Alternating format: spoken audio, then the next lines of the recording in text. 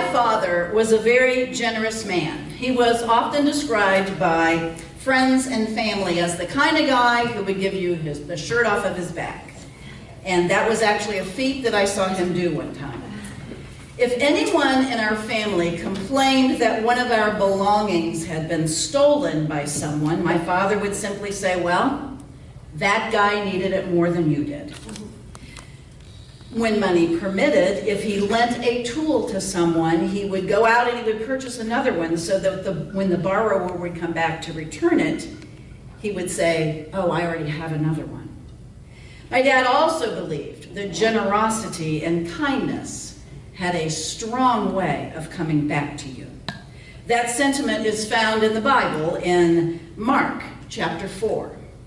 Listen carefully to what I'm saying and be wary of the shrewd advice that tells you how to get ahead in the world on your own. Giving, not getting, is the way. Generosity begets generosity. Stinginess impoverishes. I'm glad I was raised in that house because through the years, a lot of my things have gone missing, and I'm able to say, well, I guess that guy needed it more than I did. Whoever that guy is, and whoever he has a lot of people's stuff.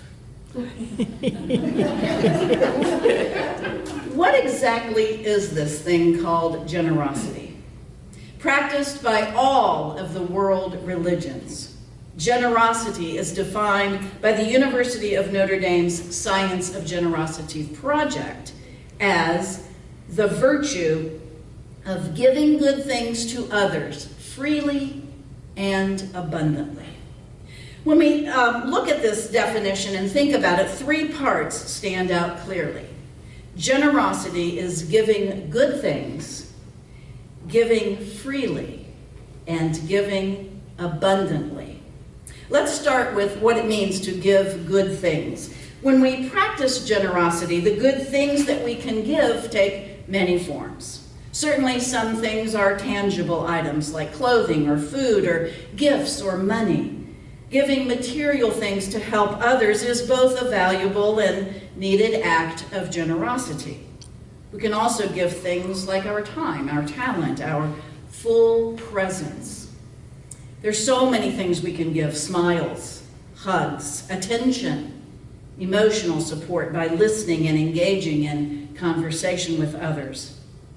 We can give kindness to strangers. We can give a compliment. We can hold open a door which offers both safety and respect.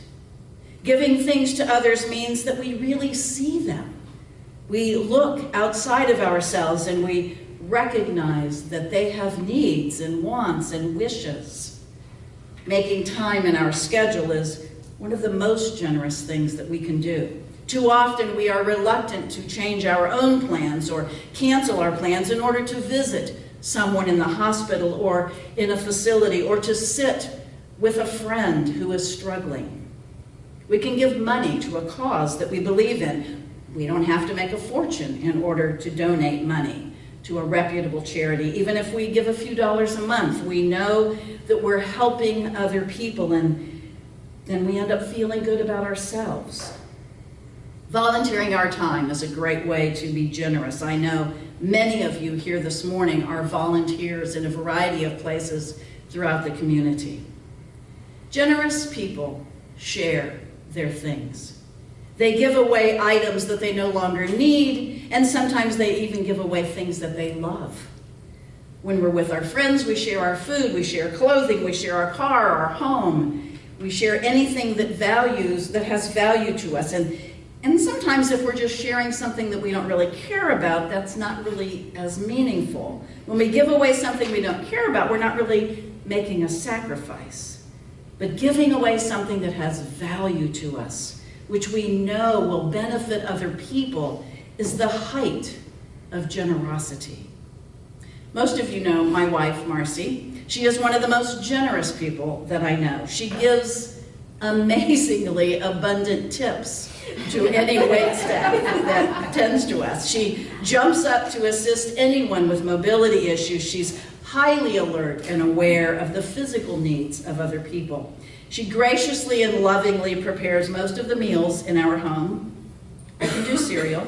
She has purchased cars for people. She has helped friends and family with large and small jobs in their homes. And she makes sure that Luke always has money, not just for his own needs, but so that in case he ever needs to, he can help someone else out.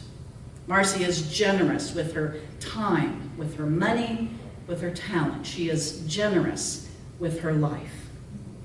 How we give is as important as what we give. Let's recall that definition that we're operating with today that defines generosity as giving good things to others freely and abundantly. Let's consider what it means to give freely. It is said that there are two kinds of giving: one-handed giving and open-handed giving. One-handed giving is when we offer something a little bit unwillingly. I once had a fellow teacher comment that she liked a pen that was lying on my desk. Now, you need to know this, I have a love affair with school supplies. It's honestly part of the reason I became an educator. I had purchased this rather expensive pen that my friend was eyeing just a few days earlier, and it had quickly become my new favorite pen. Now, when I say rather expensive, for a teacher, that means over $1. I didn't want to part with the pen, but I offered it to her anyway. My friend was so grateful, and I was happy for her as I saw her smile at the gift. But as I watched her walk away with my new favorite pen, I had a yearning in my heart. I had a subtle feeling of loss. I had given away the pen with just one hand. Two-handed giving, or open-handed giving, or open-hearted giving is a way of letting go with kindness and gentleness that has no regret, no feeling of loss associated with it. Open-hearted generosity is a boundless generosity that expands and lightens our heart because it is rooted deeply in the concept that we are one. There is no separation between us. Think about a time in which you, almost without thinking, without judgment, without hesitation, gave something so freely to another person. No regret, no subtle feeling of loss. Felt good, didn't it?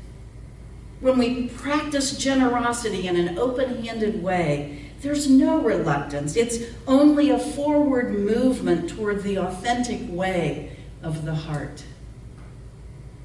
Amy Love, great name, writes, "We can deepen our experience of generosity by moving from acts of generosity to cultivating an attitude of generosity." And when we do that, when we develop an attitude of generosity, our whole mindset shifts. We stop thinking of loss and we simply focus on helping others. And we focus on being available. When we truly give from our heart, we grow and we feel this surge of happiness and warmth and gratitude that is unmatched.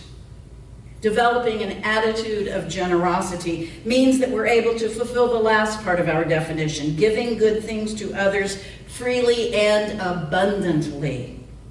Giving abundantly invites us to draw deeply upon knowing that our lives are plentiful.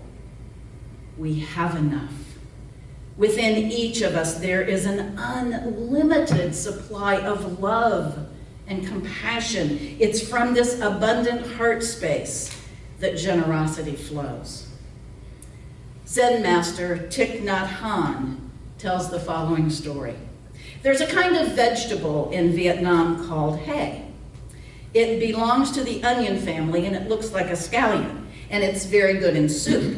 Now, the more you cut the plant at the base, the more the hay plant grows. If you don't cut them, they won't grow very much.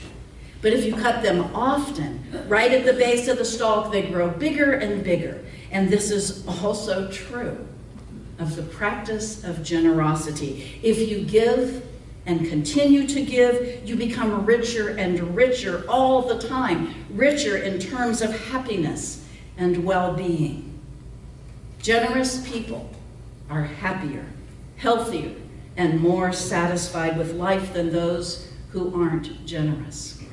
According to Joshua Becker, generosity produces within us a sense that we are capable of making a difference in the world, that we are actively addressing the needs of those around us, and that we are shaping our community into a healthier one. Generous people aren't saints. They are just more willing. Generous people aren't extremely wealthy. They just know they can manage. Generous people aren't special. They just know that everyone else is. If you watched the TV show ER a long time ago, you watched a fictional father, Dr. Green, give advice to his daughter in the last minutes of his life. As he lay on the bed, struggling to breathe, he looked at his daughter and he said, "I was trying to figure out what I should have already told you, but I never have. Something important, something every father should impart to his daughter. I finally got it. Generosity. Be generous with your time, with your love, with your life. Be generous always." Beautiful words, Dr. Green. Amen. Theologian, evangelist, and founder of the Methodist Church, John Wesley, wrote the following words: "Do all the good you can, by all the means you can, in all the ways you can, in all the places you can, at all the times you can, to all the people you can, as long as ever you can." Those words describe a spirit and attitude of generosity that we would all do well to adopt. Imagine what this world would be like if we did. Have a great Sunday and go in peace. Amen.